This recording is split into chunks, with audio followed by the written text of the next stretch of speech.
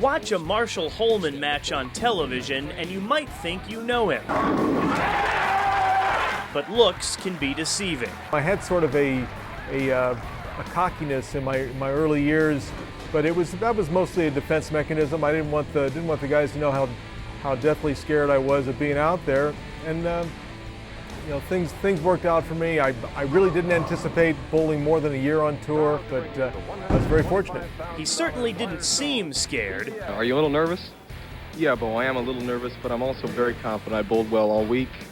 I've got a good shot on the TV pair, and I think I can win. Holman was just 21 years old when he made his first major statement, winning the 1976 Tournament of Champions.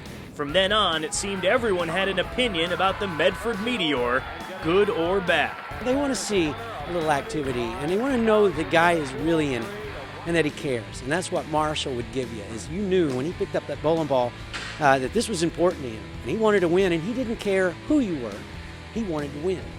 And so many people appreciate that they're going to have a following, but then they're also going to have those that tend to follow him around just to hoot and holler and maybe even root against him. You know, they used to throw things at Marshall. Well, early in my career, I really didn't care that much whether people rooted for me or rooted against me. All I wanted to do was go out there and do the very best I could. Later in my career, I certainly grew to embrace the people that rooted for me, and as my career proceeded, more and more people came over to my side, and it was a lot more fun having people rooting for you than rooting against you. And they had plenty to root for. Yeah! There's a winner, Chris. 10 years after his big win in Akron, Marshall won the Tournament of Champions again in 1986 and seemed to have spent an entire decade always staying one step ahead. I think that Marshall was ahead of his time in terms of being a power player in a stroker's body. You know, he had such tremendous ball roll, but his balance and his form were flawless. I mean, it was truly a form that withstood the test of time. In 1988, Holman won his 21st title, and then he stopped winning.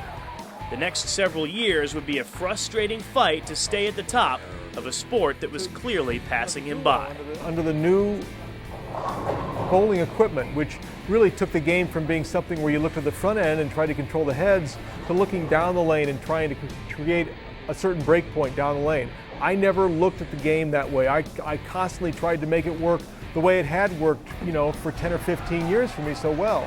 So my stubbornness was my downfall. But then in October of 1996, more than 2 decades after his first win and 8 years since his last, lightning struck in suburban Detroit.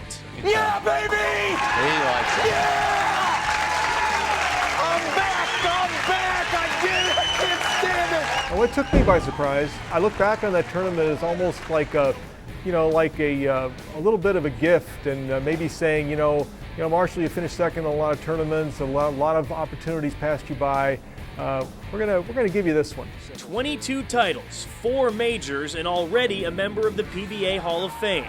Now Marshall Holman enters the USBC Hall with the ability to look at his career from a distance. I'm very proud of being the kind of player that week in, week out had a very good chance to win. And I also see many missed opportunities where you don't accumulate 32 or 3 second place finishes without looking back and going, I could have done this better, I could have done that better. But some great victories and a lot of fun. Met a lot of great people. I still keep in touch with many of the people that I met on tour.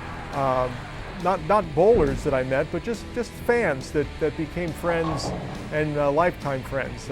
So many great memories.